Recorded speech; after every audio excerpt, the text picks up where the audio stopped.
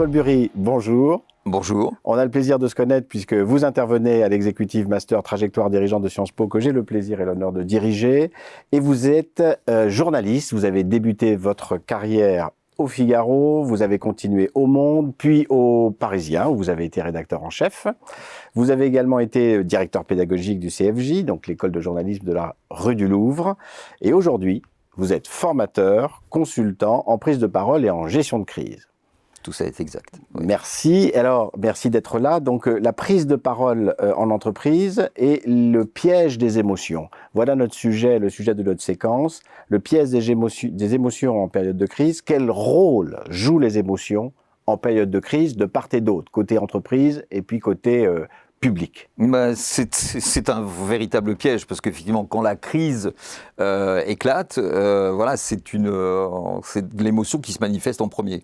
Donc, que ce soit à l'intérieur de l'entreprise ou à l'extérieur, parce que c'est toujours un événement qui va tout chambouler. Donc, ça perturbe les organisations parce qu'elles peuvent être bien huilées, mais effectivement, ce à quoi on assiste n'est pas prévu, voilà, parce que ça aurait dû jamais arriver et ça se produit quand même. Et puis, elle bouscule aussi, elle chavire complètement les hommes. Ce qui fait qu'on assiste parfois lors d'exercices comme de crise ou d'exercices de crise pour éprouver la résistance de l'entreprise à des gens qui perdent complètement leurs moyens, quoi. Donc, qui sont de grands capitaines d'industrie et puis qui se liquéfient littéralement parce que la charge émotionnelle est très forte. Ça, c'est l'un des marqueurs de la crise. C'est-à-dire qu'effectivement, on bascule du rationnel à l'irrationnel. Et là, ça change les gens de l'intérieur.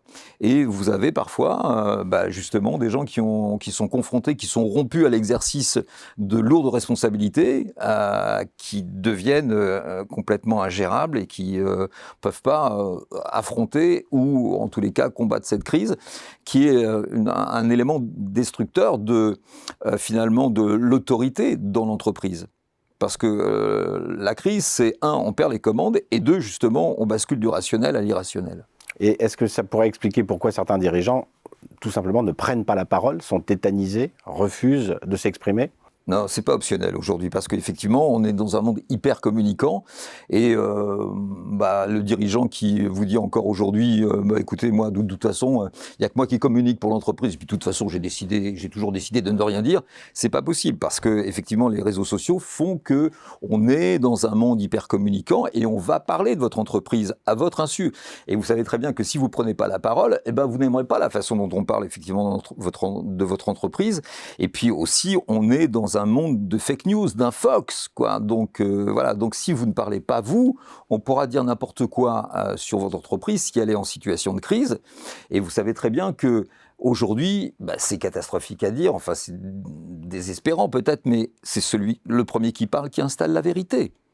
Donc la communication, c'est comme le robinet qu'on ouvre, hein. L'eau, elle descend du robinet, mais on ne peut pas remonter l'eau dans le robinet. Et la communication, c'est pareil. Et donc, si vous ne prenez pas, vous ne montez pas au front pour défendre votre marque, votre entreprise, voilà, vous-même, d'autres vont en parler à votre place et ils vont avoir un discours qui va être négatif sur l'entreprise. Et pourtant, alors ça peut paraître étonnant quand même, ces dirigeants qui dirigent des entreprises, grandes ou petites d'ailleurs, qui ont souvent beaucoup d'assertivité, voire de charisme, auraient un problème pour s'exprimer dès qu'il y a une situation de crise ? Alors, on a vu ça parfois.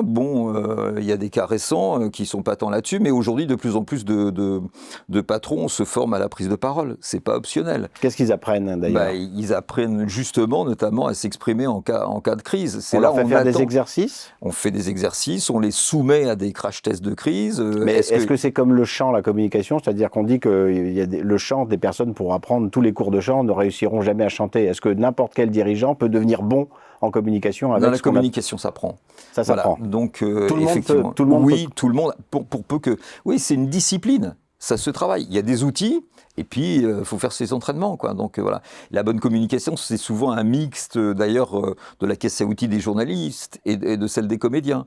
Comment j'exprime les choses, comment je dis les choses, voilà. Parce que parler, c'est une chose, mais convaincre, ça s'apprend. Et ça requiert d'utiliser des outils. Parce que c'est ne pas se laisser submerger par ses propres émotions sans faire fi des émotions. Il faut en même temps en montrer. montrer que effectivement on partage la même émotion, notamment quand on est dans une situation de crise et que l'opinion publique peut être ulcérée, révoltée ou sous le choc, et de dire, d'exprimer dans un premier temps qu'on comprend la réaction qui est perçue après cette crise, pour simplement évidemment mettre aussi l'opinion publique de son côté, pour dire je comprends que vous puissiez vraiment. Après, la communication va changer de ton puisqu'il va falloir que l'entreprise se justifie.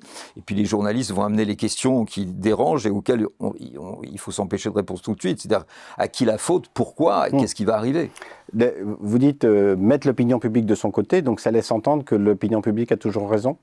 Non, ça sous-entend qu'on doit accepter la réaction et la prendre en compte.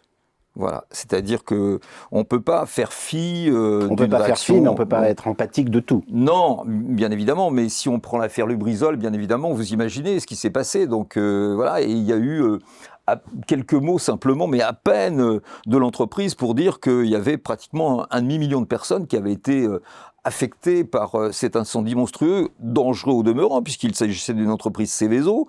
Et la première déclaration du patron, c'est de dire ah, ça n'a peut-être pas pris chez nous, c'est peut-être chez le voisin que ça a pris. Voilà. Mais les gens, ils se sont pas sentis concernés par la réaction du PDG. Et pourtant, c'était les premiers à souffrir de l'événement. C'est clair. Donc c'est d'abord s'adresser à eux. Leur dire, je comprends que vous puissiez être scandalisé et vous soyez dans l'émotion et même révolté contre l'entreprise parce que vous en avez souffert. C'est clair. Merci beaucoup Jean-Paul Bury de ces éclairages sur les émotions. Ce qui me fait penser à une phrase d'Oscar Wilde qui disait « Les émotions nous égarent, c'est là leur principal mérite. Oui, mais pas en communication. » Absolument. Merci.